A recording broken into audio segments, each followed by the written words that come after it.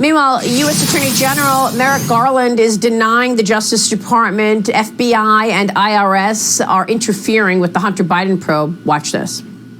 Mr. Weiss, who was appointed by President Trump as the U.S. Attorney in Delaware and assigned this matter during the previous administration, would be permitted to continue his investigation and to make a decision to prosecute any way in which he wanted to and in any district in which he wanted to. I don't know how it would be possible for anybody to block him from bringing a prosecution, given that he has this authority.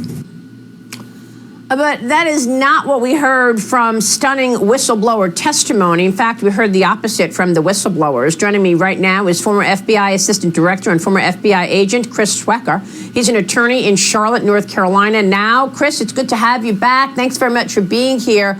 What's your take on all of this? Right. We've got whistleblowers saying that from the IRS, saying that when they tried to pursue investigative steps, they were denied all along the way. So there's no credibility with this Department of Justice. We get new revelations every single day. And Merrick Garland owns this controversy simply because his Justice Department and the FBI under him will not investigate. You know, the revelations are one thing, but when you find out that this information goes into some zero file or doesn't get investigated at all, it becomes, you know, it undermines the credibility of the entire Justice Department. And I just think this case, it needs to be investigated with the same zeal, the same enthusiasm that Crossfire Hurricane was with Trump, with Kelly, and Carter Page and Paul Manafort. Let's see some of that instead of just back on our heels. And this business that he has free reign to indict anywhere. Well, I understand that there are two other jurisdictions where the U.S. attorneys have said we will not indict under any circumstances. Yeah, well, the IRS agents told the House Oversight Committee and the Judiciary Committee that they wanted to, for example, bring Hunter in to have a conversation. They were told that the lawyers for Hunter Biden got a heads up in terms of what was happening, and they were denied all of these investigative steps. I don't understand, Chris, how the DOJ can justify coming up with a slap on the wrist about taxes not paid on income and yet not investigate the income and where it was coming from. Because what we see are bank records and whistleblower testimony that the Biden family has taken in millions of dollars. In fact, here's the chairman of the House Ways and Means Committee, Jason Smith, with me last week on this program. Watch this. What we've learned so far is that from the tax years of 2014 to 2019, more than $17 million came to Hunter Biden and his associates.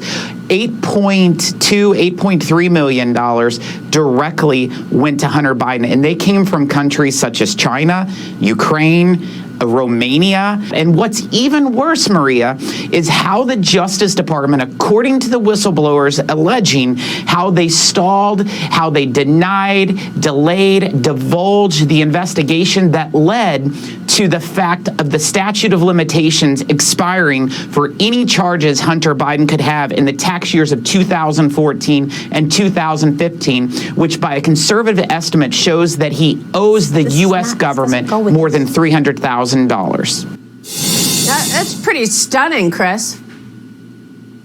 Classic influence peddling, classic money laundering, textbook money laundering. LLCs, shell corporations, nominee recipients, people who had nothing to do with any real work. I mean, this has got to be investigated, Maria, and I hate to say it. We hated it when I was heading criminal investigations, when Congress stepped in and tried to do investigations. But unfortunately, they're the ones doing the work here. And to see all these whistleblowers come forward, highly unusual. They put their careers on the line, their reputations on the line, because they see something wrong here, and they want the American public to know about it. Mainstream media has completely ignored it, and I think there's about 40% of the population that will buy into this charade of the the tax violation and the gun charge. They're doing Hunter Biden a favor, and they think we don't know about it. I'm afraid they think we're stupid. Well, they definitely think we're stupid. How long can this go on? I mean, every day we're getting more evidence. Yeah. Government Accountability Institute President Peter Schweitzer brought more information to me yesterday on Sunday Morning Futures. He told me about a secret cell phone that Joe Biden was using while he was vice president. Watch this. We know from the laptop that Hunter Biden's business paid for a private phone line that Joe Biden used while he was vice president. It was from AT&T. It was $300 a month. It was a global phone where you could access somebody anywhere around the world. We shared that phone number and that account information with people at the House Oversight Committee. My hope is that if they haven't already, they will subpoena those records, because I think it will give an indication on how tight the communication was. Chris, look, as far as I can see, the people who abused power in 2016 and 17 with that Crossfire Hurricane investigation into Trump collusion, which was a lie, those people who abused power are back in power. So how is the dam ever really going to break here?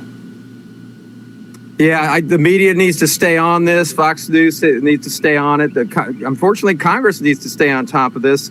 And let's keep pushing on here. I mean, I hear about it, and, look, we don't have direct access to the evidence, but I hear about him sending text messages about his father sitting next to him and, hey, you better pay up or, it's going to be hell to pay.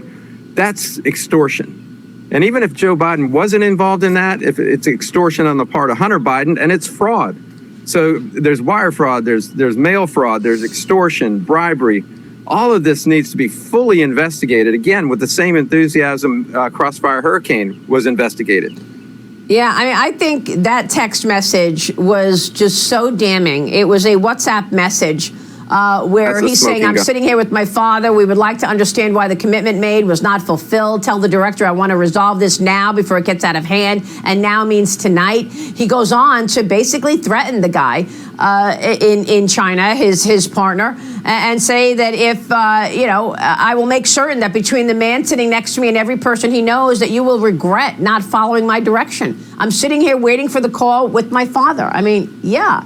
It sounds like extortion. It also sounds like money laundering. He was given a diamond ring from the mayor of Moscow's wife. I'm sorry, he was given a check from the mayor of Moscow's wife and a diamond from a Chinese executive. It's baffling, Maria, to see the FBI that I know and love and the people in the FBI be subjected to this. I mean, really, this is a DOJ takeover of the FBI. This has been happening since James Comey, unfortunately. And I'm not absolving the executive leadership of the FBI. I'm just saying that never in the history of the FBI has there been such influence on the part of the Attorney General and the political appointees. There are over 50 or 60 at DOJ, exerting that influence on the FBI and putting their thumb on the scale, essentially. Unbelievable. Wow. Chris Wecker, thanks very much. We appreciate your time. We'll be watching it. Chris Wecker joining us this morning. Thank you, sir.